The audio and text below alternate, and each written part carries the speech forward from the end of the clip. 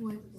Alors pour paramétrer Cassie, on met les volts qui correspondent à ce qu'on mesure. Donc ici c'est moins 3 volts, 3 volts. Ensuite, donc pour paramétrer, on fait varier le nombre qu'on met au maximum. Et ensuite on fait varier l'intervalle de mesure.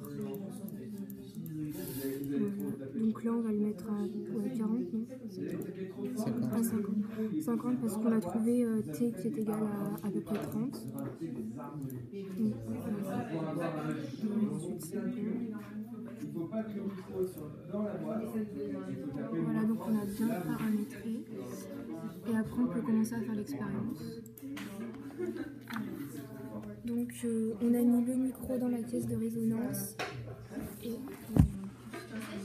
alors, donc on va taper sur le diapason, et après on va lancer l'enregistrement. Débranché, il est en route, il est allumé.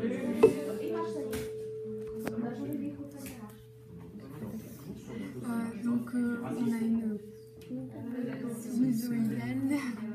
Alors.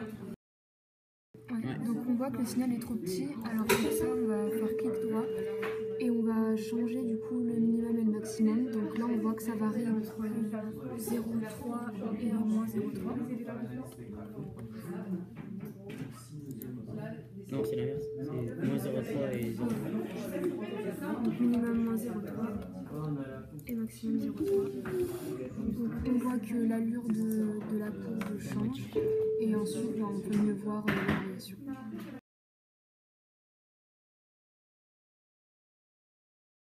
Alors pour avoir une fréquence plus précise, on fait clic droit, placer une marque et ligne verticale. Alors ensuite on a juste à la placer voilà, au milieu. On a la fréquence. Après, on peut lire la fréquence. 128. Dans un premier temps, nous avons comparé le La produit par le diapason et le La produit par la flûte. On observe trois différences majeures. Une au niveau de l'amplitude, celle du diapason est 0,038 volts et celle de la flûte 0,442 volts. L'autre différence est la hauteur, donc celle de la flûte est de 864 Hz et celle du diapason 440 Hz. Donc la hauteur de la flûte est un octave au-dessus. Pour le timbre, les sons sont deux sons purs, donc ils n'ont qu'une seule fondamentale. Dans un second temps, nous avons comparé le La produit par la flûte et le La produit par la flûte forte.